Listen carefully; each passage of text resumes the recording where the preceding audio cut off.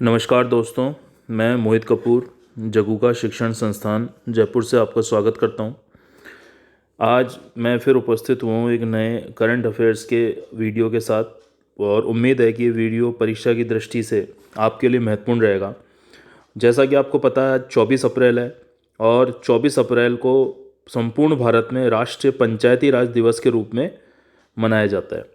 तो देखिए, आपके लगभग हर परीक्षा के पॉलिटिकल साइंस के सिलेबस में ये टॉपिक दिया हुआ होता है और इस टॉपिक से रिलेट करते हुए कई प्रश्न आपसे पूछे जाते हैं। तो मैंने आज इस टॉपिक को कुछ तो आपके लिए डेटा उपस्थित किए और कुछ इसके वस्तुनिष्ठ प्रश्न, ऑब्जेक्टिव प्रश्न बनाए, जिनके माध्यम से आपको काफ़ी चीज़ें समझने में हेल्प मिलेगी।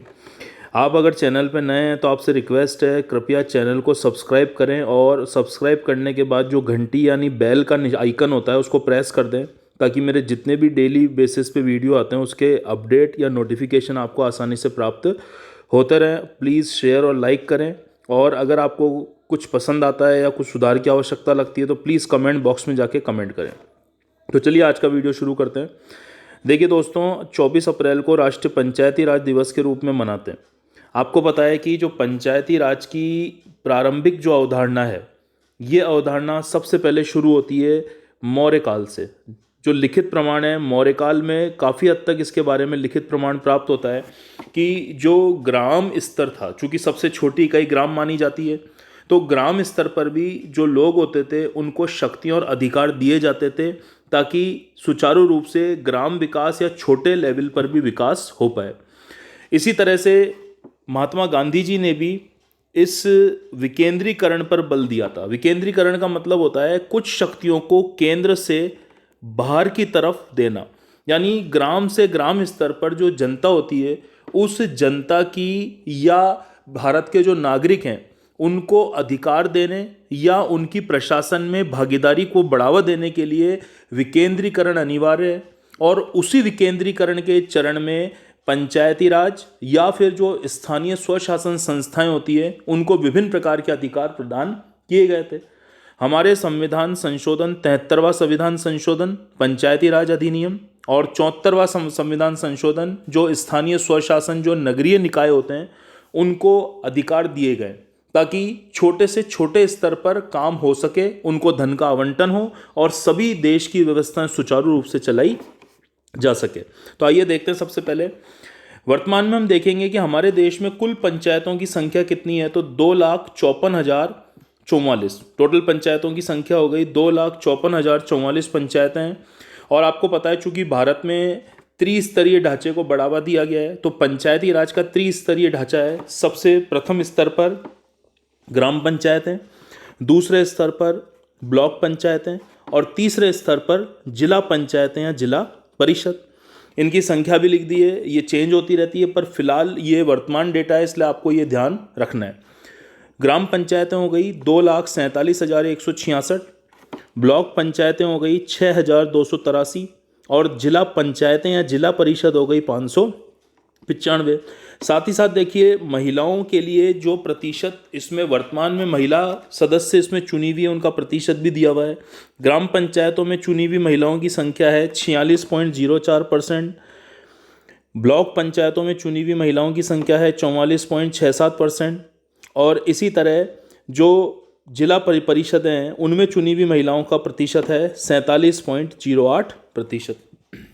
ठीक है दोस्तों, हमारा जो पंचायती राज है उसको प्रारंभिक काल से बढ़ावा दिया गया था। हमारे जो भारत के प्रथम प्रधानमंत्री डॉक्टर जवाहरलाल नेहरू माने जाते हैं, पंडित जवाहरलाल नेहरू भी कहते हैं जिन्हें, तो उन्होंने सबसे पहले 2 अक्टूबर 1959 को नागौर से इसकी शुरुआत की थी। उसके बाद पूर्ण रूप से आंध्र प्रदेश में पंचायती राज व्यवस्था लागू की गई।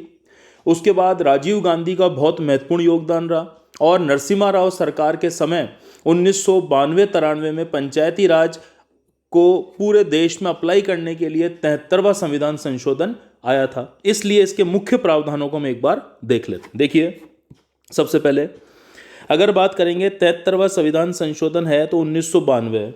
कई जगह आपको इसमें समस्या आती है, कई 1992 और कई जगह 1993 होता है। तो मैं आपको बता दूं, भारत की जो संसदीय व्यवस्था है उसके अनुसार लोकसभा और राज्यसभा दोनों से ही कोई भी विधेयक पारित होने के बाद अधिनियम नहीं बन जाता। उनके पारित होने के बाद राष्ट्रपति उसको अंतिम रूप से हस्ताक्षर करता है और तभी वह अधिनियम के रूप में पूरे देश पर लागू होता है।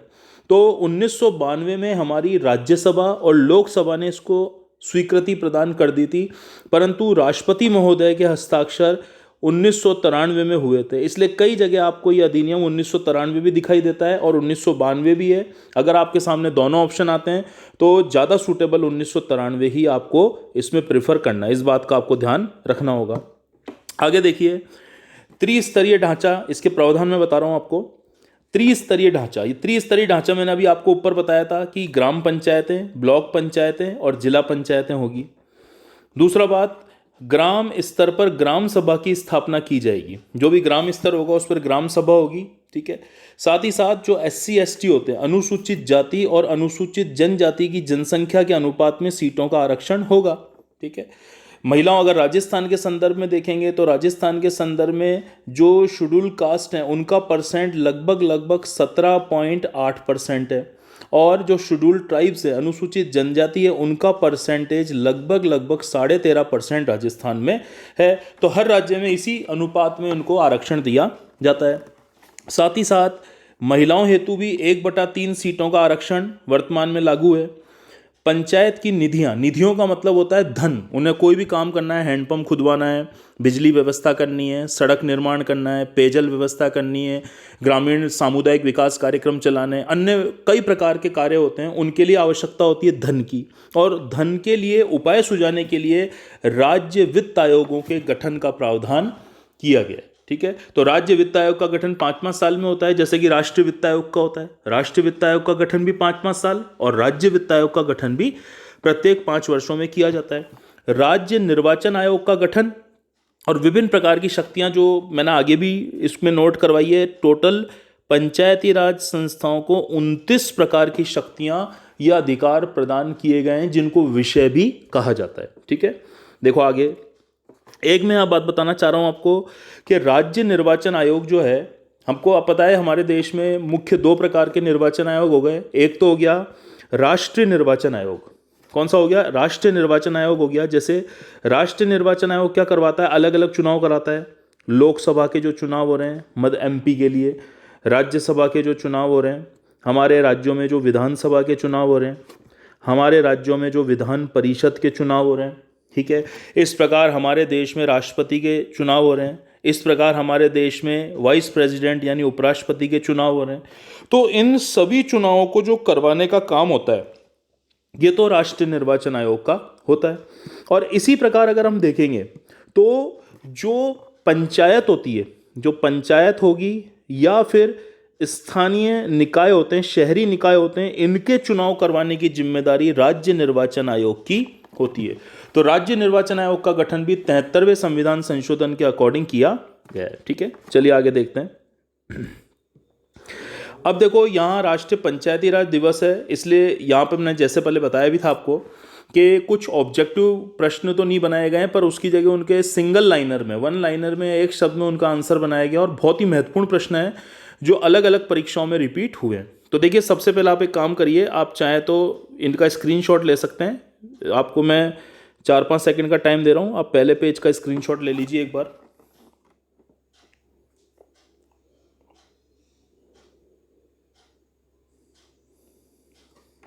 ठीक है, अब देखिए मैं दूसरे पेज पे जा रहा हूं।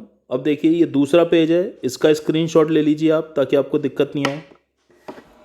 ये दूसरा पेज है, इसका स्क्रीनशॉट ले लीजिए ताकि आपकी दिक्कत नहीं आएगी। आप इसको बाद में पढ़ना चाहें तो पढ़ सकते हैं।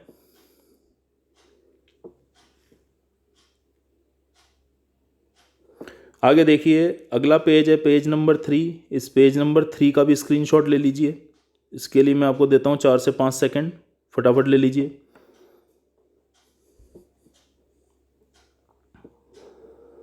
और लास्ट पेज, पेज नंबर 4, इसका भी स्क्रीनशॉट ले लीजिए। ठीक है, तो चलो अब स्टार्ट करते हैं प्रश्न। इनको मैं आपको समीक्षा भी बता देता हूँ, शॉर्ट समीक्षा, और उसके बाद इनको एक एक करके कर लेते हैं। देखिए, पहला प्रश्न है कि जो पंचायती राज व्यवस्था है वो किस पर आधारित है। तो आपको पता है कि मैंने आपको बताया था कि सत्ता का विकेंद्रीकरण, यानी सत्ता संसद के पास होती है हमारे देश में, राज्यों में हमारी जो सत्ता होती है वो विधानमंडलों के पास होती है। इसी तरह आपने देखा होगा जो स्थानीय स्वशासन या शहरी निकाय होते हैं जिनमें आपकी नगर पालिकाएं, नगर परिषद, नगर निगम होते हैं। इसी तरह पंचायती राज में भी अभी आपको जस्ट पहले मैंने 3 स्तर बताए थे, उन 3 स्तरों को, यानी अंतिम छोर पर बैठा हुआ जो व्यक्ति है उसको भी अधिकार मिल पाए और वह भी सशक्त हो पाए, इसी दृष्टि से पंचायती राज व्यवस्था को शुरू किया गया था। इसलिए इसमें सत्ता के विकेंद्रीकरण पर, यानी केंद्रित न होकर केंद्र से बाहर की तरफ सत्ता का वितरण रहे, इसी को बोलते हैं सत्ता का विकेंद्रीकरण। मोस्ट इंपॉर्टेंट प्रश्न। दूसरा देखिए, पंचायती राज व्यवस्था का मुख्य उद्देश्य क्या है। तो हर नागरिक अथवा जनता को प्रशासन में भागीदारी सुनिश्चित करना, कि इस देश का प्रत्येक नागरिक जो अपनी भागीदारी प्रशासन में सुनिश्चित कर पाए ताकि देश का सर्वांगीण विकास हो, इसके लिए बहुत आवश्यक है। तीसरा प्रश्न देखिए, पंचायती राज व्यवस्था को प्रारंभिक रूप से वर्णित किया गया। तो आपको पता है पंचायती राज व्यवस्था को सबसे पहले हमारे नीति निर्देशक तत्वों में, संविधान का भाग कौन सा हो गया, 4, नोट कर लेना आप, संविधान का भाग 4 में नीति निर्देशक तत्व हैं। और आपको पता है कि नीति निर्देशक तत्व जो होते हैं वो सरकार की इच्छा शक्ति पर निर्भर करते हैं। तो सबसे प्रारंभिक रूप से पंचायती राज व्यवस्था को जो वर्णित किया गया था वो हमारे नीति निर्देशक तत्वों के अंतर्गत किया गया था। और बाद में इसके लिए जो कानून बनाया गया वो आप सबको पता है 1992-93 में बनाया गया और ये 93 से पूरे देश में लागू हो गया। अगला प्रश्न देखेंगे, प्रश्न नंबर 4, पंचायती राज संस्थाओं को संवैधानिक दर्जा प्रदान कौन से संविधान संशोधन के द्वारा किया गया है। तो देखो यहाँ पर क्लियर है कि इनको जो दर्जा प्रदान किया गया है वो 73वें संविधान संशोधन के द्वारा किया गया है, जिसमें हम दोनों लिख सकते हैं 92 हो या 93 हो। ठीक है, भारत में पंचायती राज अधिनियम कब लागू हुआ था। तो पूरे भारत में ये लागू हुआ था 25 अप्रैल, डेट बहुत मोस्ट महत्वपूर्ण है, आपको ध्यान रखनी है कि 25 अप्रैल 1993 से पूरे भारत में लागू हुआ था। 73वां प्रश्न नंबर 6 देखेंगे अब हम। देखिए प्रश्न नंबर 6, 73वां संविधान संशोधन के अंतर्गत कौन सी अनुसूची जोड़ी गई है। तो आपको पता है 11वीं अनुसूची। मूल रूप से संविधान में 8 अनुसूची थी, वर्तमान में जो अनुसूचियां हैं वो 12 है। 12 में से भी आपको पता है कि जो 11वीं अनुसूची पंचायती राज से संबंधित है, तो मोस्ट इंपॉर्टेंट अनुसूची है, बार बार प्रश्न पूछे जाते हैं कि 11वीं अनुसूची किससे संबंधित हो गई। तो पंचायती राज संस्थाओं को जो 29 विषय दिए गए हैं वो उस अनुसूची में डिफाइन है। अगला प्रश्न देखिए 7वां, संविधान के किस भाग और अनुच्छेद में पंचायती राज व्यवस्था का वर्णन है। तो देखिए संविधान का भाग नंबर कौन सा हो गया, 9। और ये जो अनुच्छेद 40 में आपको बता रहा हूं, देखो यहाँ ये नीति निर्देशक तत्वों के अंतर्गत ही आता है, जिसमें पंचायतों का विकास भी लिखा गया है, अनुच्छेद 40। इसके अलावा अगर आपको ध्यान रखना है तो एक और अनुच्छेद आप इस पंचायती राज के लिए एक और अनुच्छेद आप पंचायती राज के लिए याद रख सकते हो, और ये अनुच्छेद आपको याद रखना है मोटे रूप में 243 के फिर अलग अलग धाराएं हैं जिसमें इसके बारे में डिटेल से बताया गया, पर मेन जो अनुच्छेद हो गया वो हो गया 243, हमारे भारतीय संविधान का अनुच्छेद। ठीक है, आगे देखिए, भारत में स्थानीय स्वशासन का जनक किसे कहा जाता है। तो आपको पता है कि बहुत महत्वपूर्ण व्यक्तित्व थे लॉर्ड रिपन, और लॉर्ड रिपन ने स्थानीय स्वशासन को या पंचायती राज को बहुत ज़्यादा आगे ले जाने का प्रयत्न किया था, इसलिए इन्हें स्थानीय स्वशासन का जनक कहा जाता है, लॉर्ड रिपन। ठीक है, आगे देखिए प्रश्न, देखिए आगे प्रश्न नंबर 9 देखिए, भारत में सर्वप्रथम पंचायती राज व्यवस्था लागू की गई थी। तो आपको पता है पंचायती राज व्यवस्था जो विधिवत रूप से लागू की गई थी 2 अक्टूबर 1959 को नागौर के बगदरी गांव में, और खुद हमारे प्रधानमंत्री पंडित जवाहरलाल नेहरू ने इसका उद्घाटन किया था। मोस्ट इंपॉर्टेंट प्रश्न परीक्षा की दृष्टि से और बहुत ही जनरल प्रश्न माना जाता है। इसी तरह देखिए अगला प्रश्न, प्राथमिक रूप से किसकी सिफारिश पर भारत में पंचायती राज व्यवस्था की स्थापना की गई थी। तो आपको पता है कि सबसे मोस्ट इंपॉर्टेंट समिति और लगभग हर परीक्षा में पूछा गया प्रश्न, बलवंत राय मेहता समिति 1957, इन्होंने त्रिस्तरीय ढांचे के बारे में बताया था और त्रिस्तरीय ढांचे की सिफारिश की थी। सबसे प्रारंभिक ग्राम पंचायत, मध्यवर्ती स्तर पर पंचायत समिति, और जिला स्तर पर कौन सी हो गई, जिला परिषदें हो गई। ठीक है, आगे देखेंगे प्रश्न इसको एक बार, कि सबसे पहले अगर हम देखेंगे तो प्रश्न नंबर 11 देखिए, पंचायती राज संस्थाओं का कार्यकाल कितना है? तो 5 वर्ष आपको पता है, विधानसभा हो, ठीक है, या आपकी संसद हो तो उसके सदस्य हो, तो सभी का जो कार्यकाल होता है वो 5 वर्ष निर्धारित किया जाता है, ठीक है। और प्रत्येक 5 वर्ष बाद इसके पुनः चुनाव या पुनर्निर्वाचन आयोजित किया जाता है राज्य निर्वाचन आयोग द्वारा। देखिए प्रश्न नंबर 12 देखेंगे। प्रश्न नंबर 12 देखेंगे, यदि पंचायतों को भंग कर दिया जाता है, यदि पंचायतों को भंग कर दिया जाता है तो फिर कितने समय के भीतर आवश्यक है? तो किया जाता है तो कितने समय हो गए? 6 माह। 6 माह के भीतर उसको वापस से उसका पुनर्निर्वाचन हो जाना चाहिए। और यदि पुनर्निर्वाचन होता है तो वो केवल शेष कार्यकाल के लिए रहता है, पूरे 5 साल के लिए नहीं रहता है। अगला प्रश्न देखेंगे, प्रश्न नंबर 13। तो देखो प्रश्न नंबर 13 ये कोई प्रश्न नहीं है, ये आपको केवल समितियों के नाम बताए गए हैं, क्योंकि परीक्षा में आता है प्रश्न कि किस समिति का संबंध पंचायती राज संवैधानिक विकासों से नहीं है। तो जिन जिन का इससे संबंध है वो सारी समितियां आपको पता होनी चाहिए। तो देखिए सबसे पहले पंचायती राज के सुधार हेतु कौन कौन सी समितियां बनाई गई है? तो देखिए बलवंत राय मेहता समिति, मोस्ट इंपॉर्टेंट, 1957, अशोक मेहता समिति 1978, LM सिंघवी समिति 1986। ये 3 समितियां जो पूछी जाती है, पर जो पहली 2 है बलवंत राय मेहता और अशोक मेहता, ये समितियां ज़्यादा पूछी जाती है आपसे। उसके बाद देखेंगे तो देखिए एक बार आप, एक समिति हो गई आपकी PK थुंगन समिति 1989, GV के राव समिति 1985 और VT कृष्णाचारी समिति काफ़ी पुरानी है 1960। तो ये कुछ समितियां हैं जिनके नाम आपको डायरेक्टली याद रखना है। अगले प्रश्न पे चलते हैं। देखिए प्रश्न नंबर 14। प्रश्न नंबर 14 की बात करेंगे तो सबसे पहले पंचायती राज व्यवस्था को 2 स्तर पर रखने की सिफारिश किसने की थी? अशोक मेहता साहब ने करी थी, मैंने आपको बताया भी था। अशोक मेहता समिति, तो बलवंत राय मेहता समिति ने तो 3 स्तरीय और अशोक मेहता समिति ने 2 स्तरीय ढांचे की सिफारिश की थी। परंतु वर्तमान में भारत में त्रिस्तरीय ढांचा ही है, पर कुछ राज्य ऐसे हैं जिसमें 4 स्तरीय ढांचा भी काम कर रहा है। 15वां प्रश्न देखिए, पंचायती राज संस्थाओं हेतु उम्मीदवार की न्यूनतम आयु कितनी है? तो आपको पता है जैसे जब लोकसभा के चुनाव होते हैं तो लोकसभा के चुनाव के लिए न्यूनतम आयु 25 वर्ष रखी जाती है, विधानसभा चुनाव हेतु भी 25 वर्ष रखी जाती है, राज्यसभा के चुनाव हेतु 30 वर्ष रखी जाती है, विधान परिषद के चुनाव हेतु भी 30 वर्ष रखी जाती है। परंतु यहाँ पर सबसे न्यूनतम आयु इसकी 21 वर्ष निर्धारित की गई है। तो पंचायती राज का कोई भी ढांचा हो, 3 स्तर ढांचे में से सभी में आयु 21 वर्ष इसमें लागू है। अगला प्रश्न देखते हैं, प्रश्न नंबर 16। ये मैंने आपको बताया था प्रश्न नंबर 16 कि पंचायती राज के अंतर्गत कितने कार्यों को आरक्षित किया गया? 29 कार्य। अभी आपको ध्यान हो, मैंने बताई थी आपको 11वीं अनुसूची, तो उसी 11वीं अनुसूची में 29 कार्य, 29 विषय या अधिकार या शक्तियां निर्धारित किए गए। प्रश्न नंबर 17 देखिए, सर्वप्रथम किस राज्य में पूर्ण रूप से पंचायती राज व्यवस्था लागू? ये औपचारिक रूप से है। देखो सबसे पहले राजस्थान के नागौर में, और औपचारिक रूप से सबसे पहले आंध्र प्रदेश में 11 अक्टूबर 1959 को लागू की गई। आगे देखते हैं प्रश्न नंबर 18।